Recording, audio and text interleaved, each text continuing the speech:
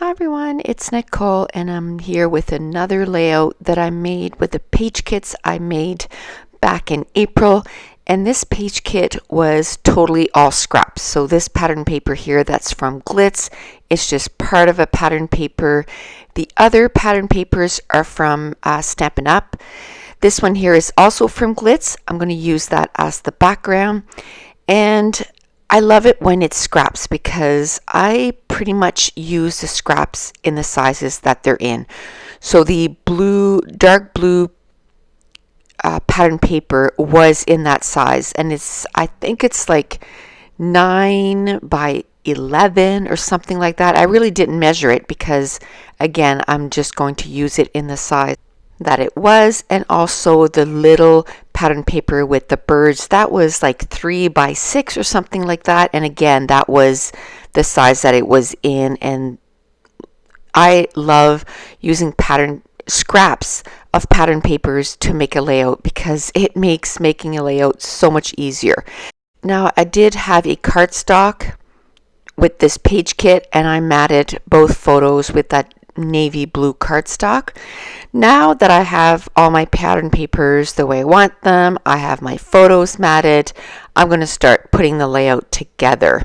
And the first thing I'm going to do is I'm going to find some navy blue ink, some distress ink, and I'm going to ink the edges of all the pattern papers and also all the embellishments. And what makes me decide whether I'm going to ink the edges of certain pattern papers and embellishments and not others is if the pattern papers are so different from one from the other, I will add ink to bring in some commonality to the pattern papers. And other times it's just if I'm feeling a little bit lazy and I don't feel like inking the edges of the pattern paper, I'm not going to do it, and I'm okay with that. Whatever decision I want to make, if I want to ink the edges, then I ink the edges, and if I don't want to, I don't. And I want to remind you that these layouts I made at a crop, and that's why the background for each page that I'm making at this crop is different, and it's not as it's a whole lot closer than it is in my scrap room. So a lot of times you don't see the whole layout, and that's because the camera stand is not as high as what it is in my scrap room. It's just something that I bought off Amazon, and it makes it so that I can film when I go to crops, but it's not as high as the one that I have in my scrap room.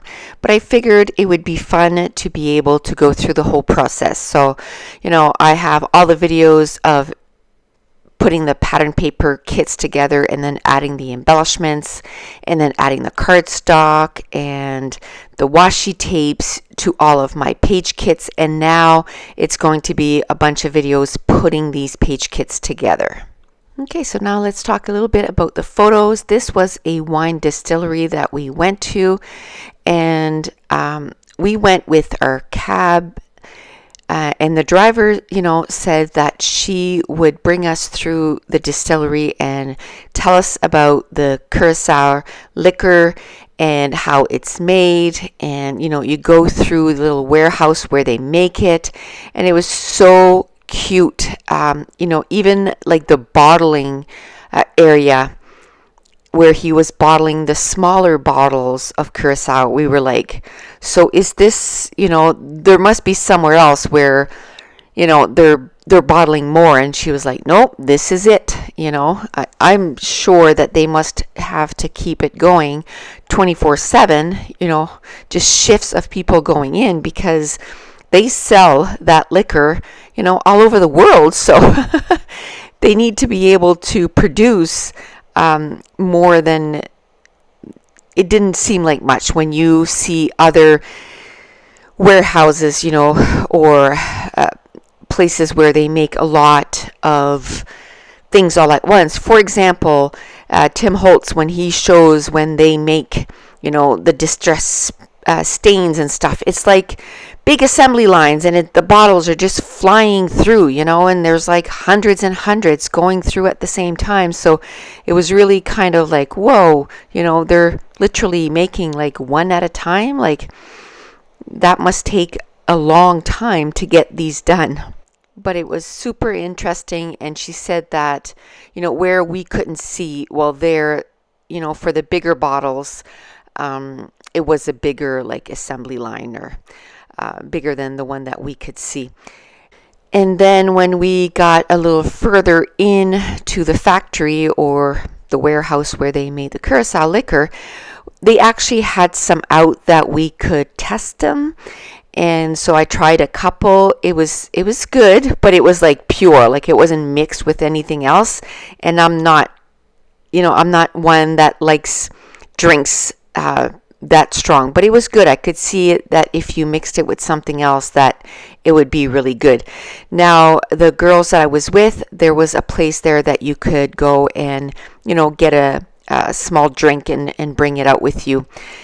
But once we got on the ship, I had made the decision that I wasn't going to have any more drinks or liquor, just because our first night, when I talked about how we had those pina coladas and then we had a few bottles of wine, that was enough for me. I was good after that. And also, when I'm on a ship, I was afraid of getting super nauseated, so I didn't want to add liquor to that and then make myself, feel sick all the time. And it was also interesting to know that how they made that liqueur. It's like an orange. I can't remember what she had called it, but they used the peel to make that liquor and not like the inside. She didn't know what they did with the inside. Hopefully, they sent it to somewhere else and got someone else to use the inside, but she wasn't really sure. But it was just interesting to see the whole process. Now, with this page kit, I had quite a few of those viewfinders, so I cut them apart. I'm going to use them as my embellishment foundation. I had a few of little tags and tabs and little labels, and I'm going to use those as part of my embellishment foundation. And then once my embellishment foundation is there, then I go through the rest of my embellishments and I see what I can use to finish off the embellishment clusters. So I like to start with either circles, rectangles, tags, labels, and that's what is at the back of my embellishments clusters. And then as I get more and more embellishments, then it's time to start working on the finishing touches of the embellishment clusters.